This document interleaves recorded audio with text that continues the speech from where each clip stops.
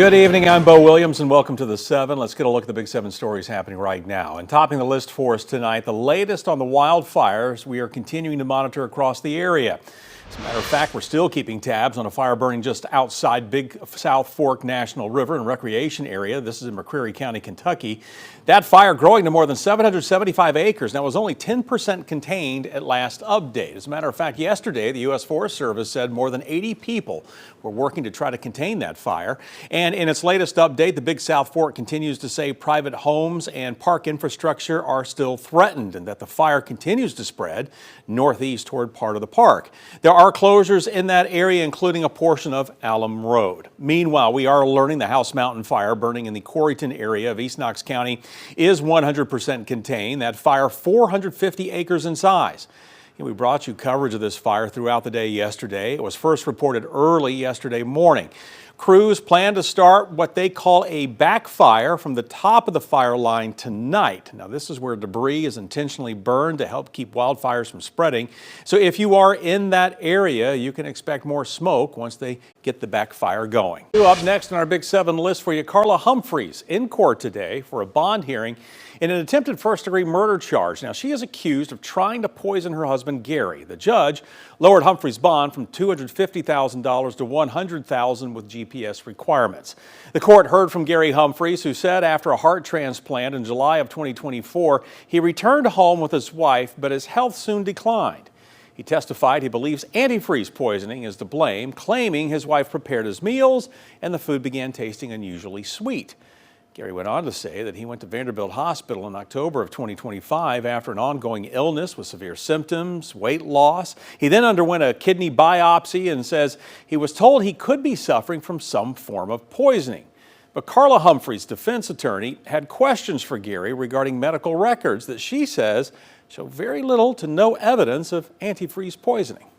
The recommendations number 3 said that there is no proof of ethylene glycol poisoning. And so I'm sorry for Mr. Humphreys that he is undergoing all of these medical conditions.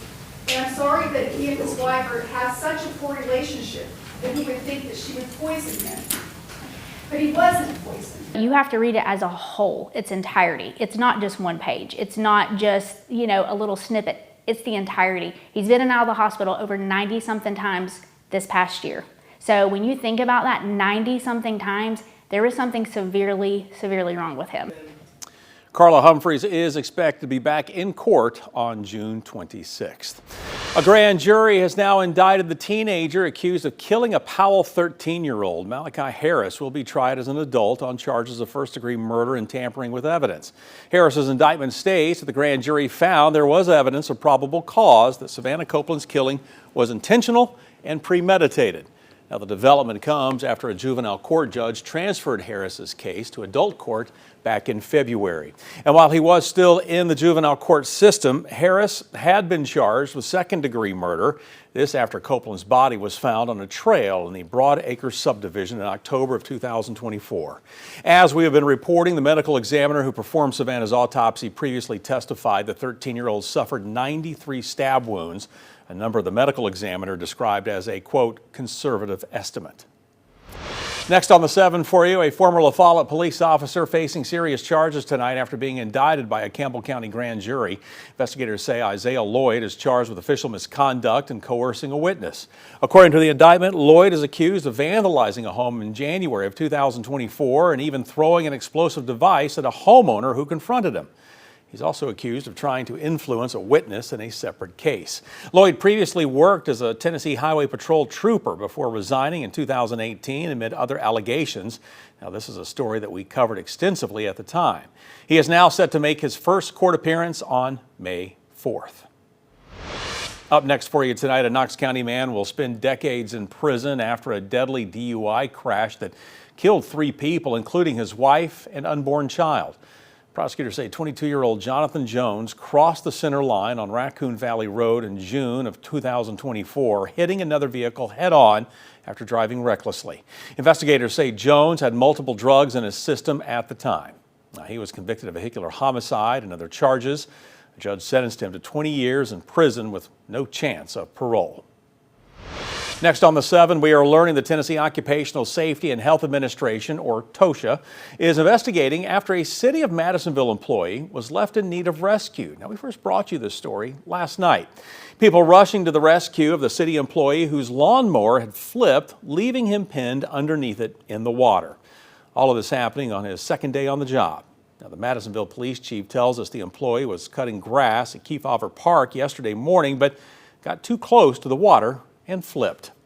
We're told a co-worker and 2 inmates pictured here, as well as other people in the community, were able to get the mower off the man and then pull him from the water. He was not breathing at the time, but we are told his co-worker began performing CPR and the man began breathing on his own again. By the way, the man taken to the hospital had to be evaluated. Also, his co-worker had just taken a CPR class last week. And in our final Big 7 story for you of the night, more than a year and a half after Helene devastated parts of Cocke County, the area is still in recovery mode. Now, a massive donation from the Boyd Foundation is supporting those recovery efforts. Randy and Jenny Boyd were in Newport today to announce their $1 million donation. Local officials there will decide how to best spend that money. Now, the first round of distributions will begin this week, going to groups including Newport's Main Street program and the county's volunteer fire departments and rescue squad. Now, the Boyds say they were inspired by the community's determination. They were not looking for handouts. They were just ready to take to immediately take over. Yeah, take action and make a difference. And we were glad just to be able to provide them a little extra resources to help them accomplish what they had already set out to do. County will also use the money to set up an agricultural grant program to support local farmers who lost crops.